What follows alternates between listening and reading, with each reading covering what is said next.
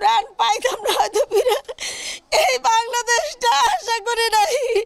ছোটবেলার থেকে আমার সোনার বাংলা, আমি তোমায় ভালোবাসি জান। এই কবিতাটা পড়ছি বিদেশ থেকে বাংলাদেশে, এয়ারপোর্ট যখন বাংলাদেশে ল্যান্ড করতেছিল তখন প্রত্যেকটা মানুষ বলছে আমার সোনার বাংলা, আমি তোমায় ভালোবাসি। এই বাংলা চাই নাই, যেই বাংলায় আমার মাতৃভূমিতে আমার নিরাপত্তা নাই, আমার ঘরে আমার নিরাপত্তা নাই। আমার মেয়ের ধরে নিয়ে যেতেছে, আমি বলছি বাবা আমার হাফেজ মেয়ে, পর্দা করে, জীবন ভিক্ষা দাও। রাত্রেবেলা গেট বাইরে হইতেছে, আওয়াজ পাইতেছি যে মনে হয় যেন অনেকগুলো মানুষ গেটের উপর দিয়ে চতুর্দিক দিয়ে ঢুকতেছে। আর ভিতরের গেট তালা মেরে আমি 11:30 বাজে শুয়েছি। 3:30 বাজে আওয়াজ পাইতেছি গেট দারুম দুরুম বাইরেতেছে, কিছু দিয়া জোরে সোরে হামার টামার দিয়ে বাড়ি দিতেছে।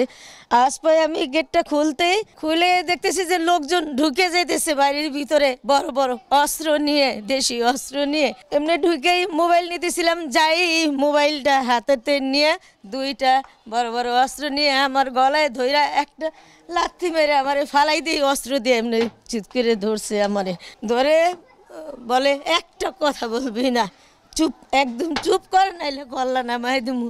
আমি বলছি বাবা আমার জান ভিক্ষা দেন, আমি কি অপরাধ করছি, কি লেগে আমার মারবেন বাবা, আমার একবার কন, বেশি কথা কস, উঠা বাড়িতে আর কারা কারা থাকে এগুলারে সব উড়ে ই কর।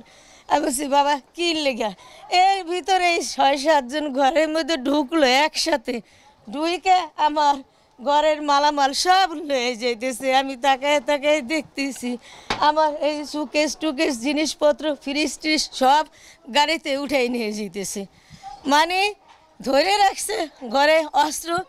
এরপরে মাল নিতেছে, এরপরে আমার বলে বাকি ঘরের ভাড়াটিয়া করে উঠা, তুই কি থাকোস। আমি বলছি বাবা আমি ম্যানেজারি করি, বিধবা মানুষ, আমি অসহায় একজন, আমারে থাকতে দিছে, বাড়িয়ালি থাকতে দিছে, আমি থাকি। বলে সব ভাড়াটিয়া উড়া। আমাদের জানের একটু নিরাপত্তা চাই বাংলাদেশ সরকারের কাছে এবং উপরমহল মানুষের কাছে, সাংবাদিকের কাছে। আজকে প্রাণ পাইতাম না হয়তো ফিরে। এই বাংলাদেশটা আশা করি নাই। ছোটবেলার থেকে আমার সোনার বাংলা, আমি তোমায় ভালোবাসি জান। এই কবিতাটা পড়ছি বিদেশ থেকে বাংলাদেশে, এয়ারপোর্ট যখন বাংলাদেশে ল্যান্ড করতেছিল তখন প্রত্যেকটা মানুষ বলছে আমার সোনার বাংলা, আমি তোমায় ভালোবাসি। এই বাংলা চাই নাই, যেই বাংলায় আমার মাতৃভূমিতে আমার নিরাপত্তা নাই, আমার ঘরে আমার নিরাপত্তা নাই। আমার মেয়ের ধরে নিয়ে যেতেছে, আমি বলছি বাবা আমার হাফেজ মেয়ে, পর্দা করে, জীবন ভিক্ষা দাও। বাইরে কিভাবে বলো বাইরে হয়ে যাই, বলে বাইরে বাড়ির থেকে চুপচাপ কোনার রুমে নিচে নিয়ে ওই ভাড়াটিয়ার ফ্রিজ মেশিন জিনিসপত্র এগুলো সব বাইর করে নিয়ে গেছে। এর ওই সাইডের রুমে গেছে, তাদের জিনিসপত্র যা ছিল নিয়ে গেছে। প্রত্যেকটা মানুষের মোবাইল ঘরে ঢুকে আগে বাইর করে নিয়ে গেছে। ওই 5টা রুমের মানুষ এক রুমে কইরা আমাদেরকে অস্ত্র নিয়ে বসায় রাখছে। প্রত্যেকটা মানুষের ঘরে একটা করে দেশি হচ্ছে বড় বড়, কি চাপাটি কয় জানি না, এরকম বড় বড় আমার জীবনে দেখি না এরকম এত নির্মম, এরকম অত্যাচার কোনোদিন মানুষের হয়েছে কিনা জানি না।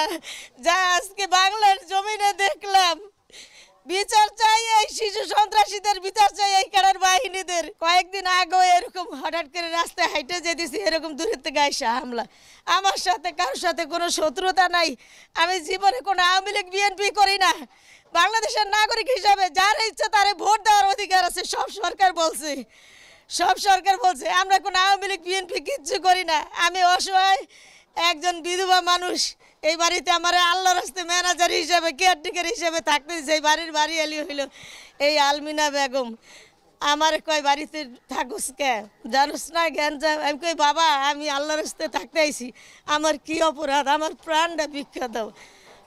আমাদের প্রাণ ভিক্ষা চাই। আমাদের এরকম করুণ ঘটনা হয়েছে, আর আমার এত ক্ষতি করছে এই জিন্দগিতে, আমার তা কামাই করে কিনা সম্ভব না। আমি বিদেশে মানুষের রান্নার চাকরি করছি, সারাদিন 200 লোকের রান্না করছি, সেই কষ্টের টাকা দিয়ে আমি জিনিসপত্র জোগাইছি, আমার মেয়ে বিয়ে দিব স্বর্ণলঙ্কার জোগাইছি। আজকে সব সিনাই নিয়ে গেল।